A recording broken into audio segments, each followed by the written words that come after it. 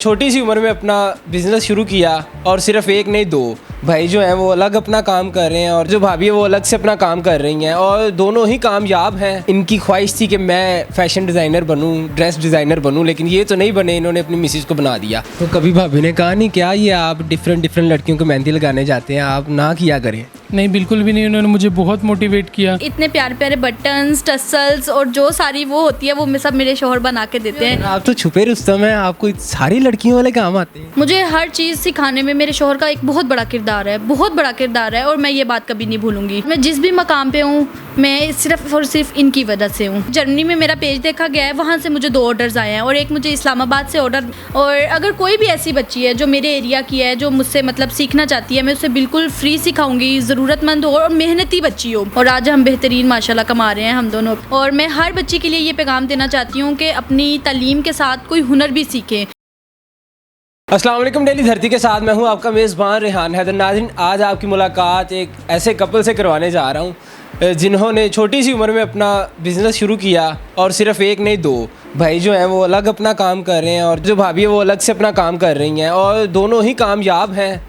और इनके जो काम है वो जानने के बाद आप वर्ताए हैरत में चले जाएंगे। भाई जो हैं वो मेहंदी लगाते हैं। भाई हैं, इनकी ख्वाहिश थी कि मैं फ़ैशन डिज़ाइनर बनूं, ड्रेस डिज़ाइनर बनूं, लेकिन ये तो नहीं बने, इन्होंने अपनी मिसेज को बना दिया। शादी कैसे हुई, किस तरह से मामला चल रहे हैं, इनकी एक मोटिवेशनल स्टोरी है जो आपको आज सुनने को मिलेगी। इन्हीं से गुफ्तगू करते हैं। अस्सलाम वालेकुम। वालेकुम अस्सलाम। अस्सलाम वालेकुम। वालेकुम अस्सलाम। कैसे हैं आप? अल्हम्दुलिल्लाह ठीक। एहसन भाई, सबसे पहले तो मुझे बताइएगा मेहंदी लगाना कैसे दिमाग में आया कि मैं ये कर सकता हूँ या करूँ? मेरी ड्राइंग बहुत अच्छी थी, मुझे ड्राइंग का शौक़ था। फिर कॉलेज लाइफ में मेरी एक कज़न की शादी हुई, उस पर से मेहंदी लगाने की एक लड़का आया। वहाँ से मैंने देखा कि ये तो जस्ट एक ड्राइंग है, जैसे वो ड्राइंग कर रहा है उस तरह तो मैं भी कर सकता हूँ।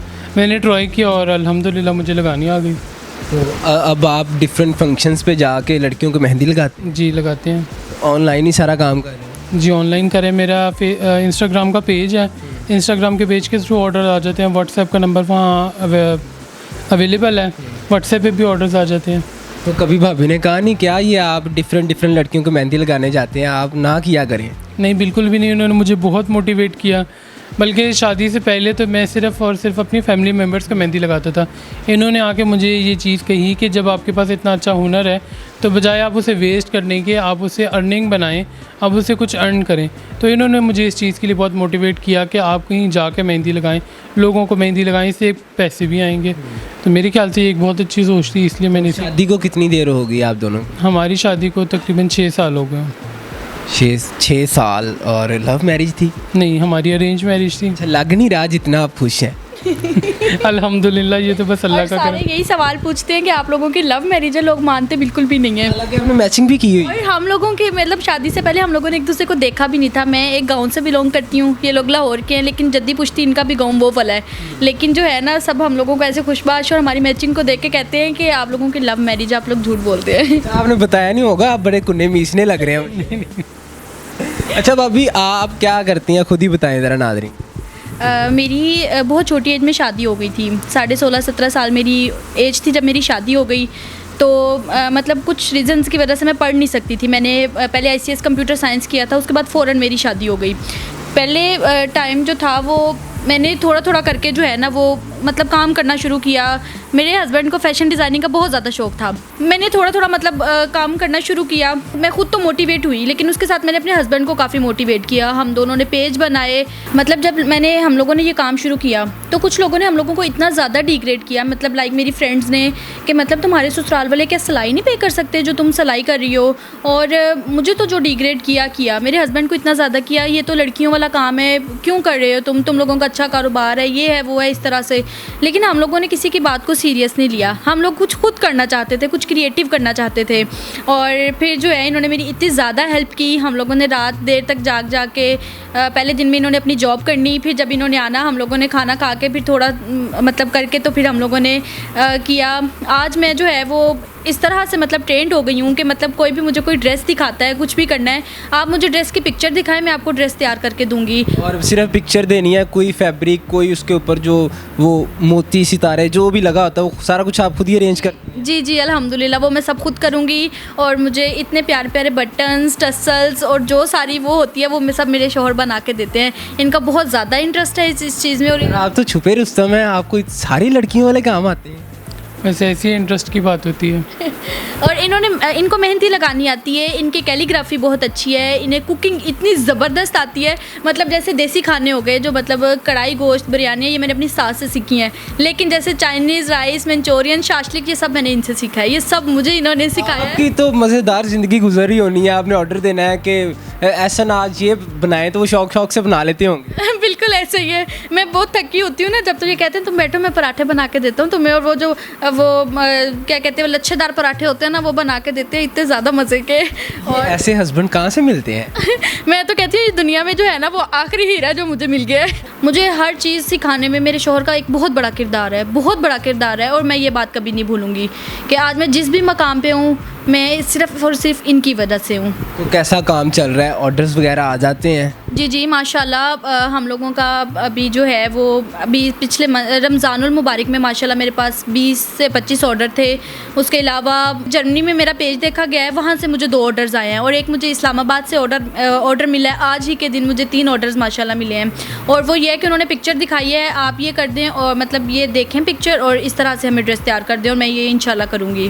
फ्यूचर के क्या गोल्स हैं? इसी काम को लेके बढ़ाएंगे? इंशाल्लाह जो है हमारा यही गोल है कि हम लोग टीम वर्क करेंगे। मैं एक टीम बनाऊंगी।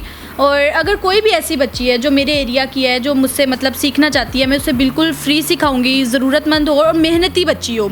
और हम लोग टीम बनाएंगे और टीम के साथ अपने इसी काम को वो करेंगे। और मेरी खुद की ज़हनियत थी कि जो भी हम कारोबार करें, हम किसी से कुछ ना लें। मतलब जैसे बड़ों से कुछ पैसे लेते हैं कारोबार को शुरू करने के लिए, तो मैंने यही सोचा कि थोड़ा होगा, ज़्यादा होगा, हमारा अपना होगा, मैं खुद से करूँ। और आज हम बेहतरीन माशाल्लाह कमा रहे हैं, हम दोनों अपना माशाल्लाह। पहले आपने प्रमोशन की फ्री में? जी बिल्कुल, जी बिल्कुल। एहसन भाई, आप मुझे बताइएगा कितनी इन्वेस्टमेंट से आपने अपने ये जो बिजनेसेस हैं इनको स्टार्ट किया था? मेहंदी के लिए तो जस्ट आप लगा लें 500 रुपये का एक डब्बा आ जाता है मेहंदी का, और उससे मैंने स्टार्ट किया था। और अल्हम्दुलिल्लाह हम लोगों ने जब शुरू किया है तो हम लोगों ने इतना ज़्यादा मुनासिब पैसे रखे हैं, और 200 रुपया एक साइड का। तो वो मतलब अगर एक लड़की लगवा रही है दोनों हाथों पे, तो 400 रुपया होगा ना इस तरह से।